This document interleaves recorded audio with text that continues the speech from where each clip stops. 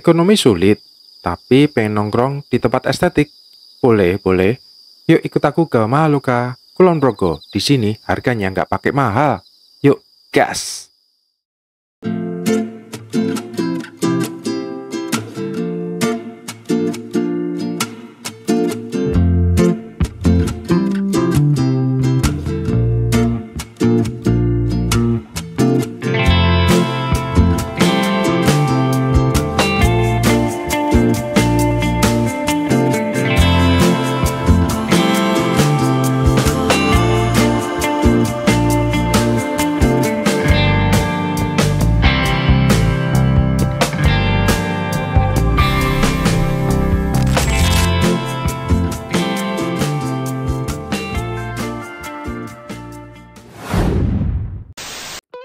Welcome. Halo semuanya, selamat datang di Nook Story. Oke, kalau dalam 2 minggu terakhir ini aku selalu posting tentang wisata di Kulon Progo. Nah, di postingan kali ini karena kita mau pulang ke Jogja sebagai penutup, aku mau ajak teman-teman untuk mampir ke salah satu tempat nongkrong, resto yang harganya nggak pakai mahal tapi estetik, punya banyak spot foto yang pastinya menarik. Nah, jaraknya sendiri hanya sekitar 21 km kalau kita hitung dari titik 0 kota Jogja ya. Atau bisa kita tempuh dalam waktu kira-kira 45 menit perjalanan. Tergantung jalannya lagi macet atau enggak. Tapi sebelum video ini berlanjut, buat teman-teman yang belum subscribe, mohon supportnya dong untuk like video ini, share and subscribe dulu, dan aktifkan lonceng notifikasinya. Ya, supaya kami bahagia. Apalagi? Oke, lanjut. Nah, karena kita baru saja dari Menoreh Dreamland, kita langsung menuju ke arah Jogja. Jadi jalanannya hanya berupa turunan, nggak ada tanjakan lagi. Jadi ya gampang-gampang aja. Nah, dari Menoreh Dreamland sendiri menuju ke Mahaloka itu jaraknya cuma sekitar 10 kilometeran. Atau bisa kita tempuh dalam waktu sekitar 20 menit.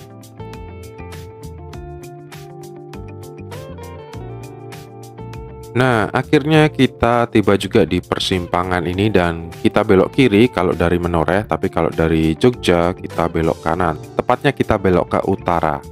Dan dari persimpangan ini kita masih masuk lagi sekitar 700 meter. Emang jalannya kecil, tapi nggak usah khawatir karena masih bisa dilewati dengan 2 mobil berpapasan. Hanya saja mesti hati-hati. Nah, setelah kira-kira 500 meter dari jalan besar tadi, kita bisa lihat ada persimpangan di sini. Nah, kita belok ke kiri aja.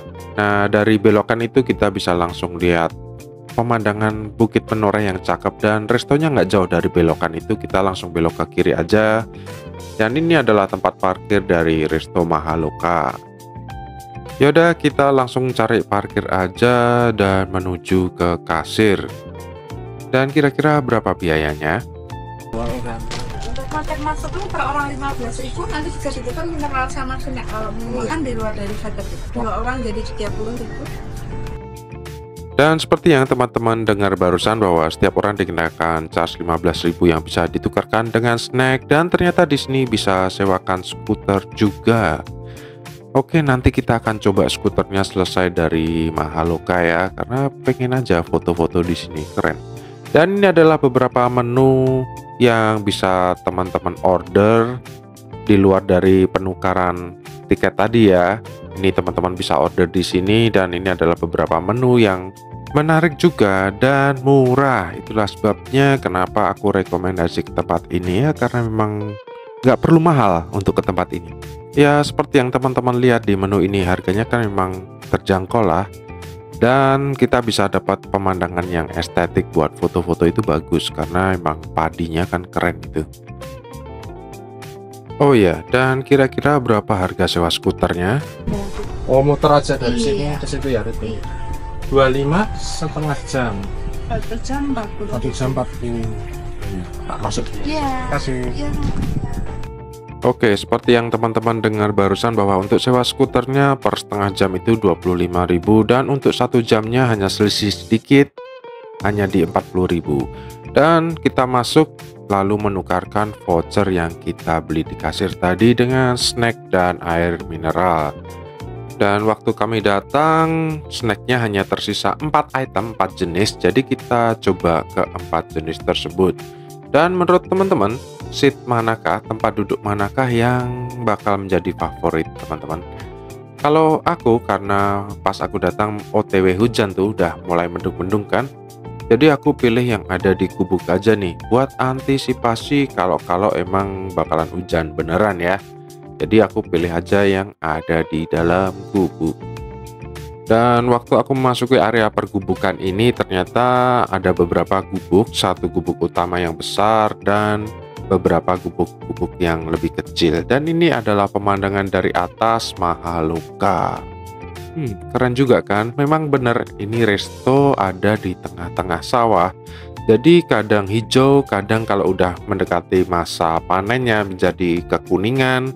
Tapi kalau udah habis panen ya nggak ada isi apa-apa sih. Makanya aku pas beruntung banget bisa datang ke sini pas masih hijau-hijaunya. Tapi sebetulnya waktu mendekati masa panen juga keren juga sih. Kan padi menguning gitu juga keren kan? Dan berikut beberapa spot foto yang bisa teman-teman manfaatin, mulai dari ada perahu-perahuan gini dengan background sawah, keren kan? Terus ada kereta labu, tapi dari besi ya. Terus ada ayunan gini yang bisa teman-teman naikin juga, backgroundnya sawah juga, keren kan? Kita bisa jalan juga di sepanjang ini, dan di sebelah kiriku tuh ada becak-becakan gitu, cocok buat anak-anak. Terus yang di sebelah kanan ini ada kayak kursi gitu, cocok buat yang kapelan gitu ya. Aku saranin buat teman-teman yang kesini paling bagus waktu sunset. Kalau nggak mendung ya, paling bagus waktu sunset. Jadi matahari itu bisa ada di sebelah barat dan pemandangannya jadi kelihatan keren. Cuman aku waktu datang pas mendung nih, jadi emang nggak dapet sunset. Walaupun ini udah sore, udah hampir jam 5, jam 5-an mungkin. Tapi walaupun begitu nggak dapat sunset kan, pemandangannya tetap keren ini, kayak sawah hijau, kayak permadani hijau gitu ya. Makanya nggak heran kalau Indonesia pernah dapat julukan Zamrud Khatulistiwa. Oke, saatnya kita jalan-jalan naik skuter di sepanjang jalan ini. Kita sebetulnya bisa putar-putar sih. Jadi emang kita bisa menikmati pemandangan sebelah-sebelah ini penuh dengan persawahan. Pas banget ini suasananya, musimnya juga pas. Rasanya besok waktu mendekati masa panen mungkin aku mau datang lagi ke sini. Karena mau nikmati yang namanya ladang-ladang itu menguning. Apalagi kalau dapat sunset ya, mesti keren. Oke, saatnya kita pindah ke jalanan yang lain. Karena emang waktu kita sewa skuter ini kita diizinkan untuk putar-putar seputaran area sini. Dan di area sini sebetulnya juga banyak resto-resto gitu. Jadi teman-teman bisa pilih resto mana aja. Dan akhirnya aku nyampe juga di ujung jalan sini, di ujung persimpangan ya. Kita menuju ke arah Bukit Manoreh, tapi nggak sampai bukitnya sih. Cuman mau menikmati ladang-ladang yang penuh dengan kehijauan gini nih. Oke, untuk kecepatan maksimum dari skuter ini kita berboncengan ya, itu hampir 30 km per jam. Jadi menurutku sewa setengah jam itu masih kurang sih. Jadi aku saranin buat teman-teman untuk sewa 1 jam aja. Karena emang lokasinya gede, jadi kalau setengah jam bisa dipastikan kurang. Nah, jalan-jalan di pertengahan sawah gini, apalagi cuacanya kan lagi mendung tuh. Hawanya juga sejuk-sejuk gitu. Nah, jadi kerasa zaman kecil, mungkin tahun 80-an aku sering jalan-jalan naik sepeda ya waktu itu di pertengahan sawah gini. Ya, jadi kayak nostalgia gitu. Asik juga. Tapi dikarenakan durasi, kita diharuskan pulang nih. Makanya kita balik lagi ke pos. Sampun Pak. Bos? Oh gitu. Spot kesel. Ya, udah standarnya. Jaga kembali ke barang. Oke, selesai kembali skuter, aku langsung bayar dan pulang. Dan menurutku, experience naik skuter di pertengahan sawah ini oke juga, menurutku worth it sih. Dan harganya sendiri adalah 25.000 setengah jam dan 40.000 untuk 1 jam. Jadi menurutku 1 jam paling worth it sih, karena selisihnya dikit. Dan sekian video kali ini, nantikan postingan kami berikutnya di seputaran Kaliurang ya. Beberapa update wisata Kaliurang yang terbaru akan aku posting di postingan berikutnya. So, sekarang saatnya undur diri. Saya Manuel Nuk pamit. Bye.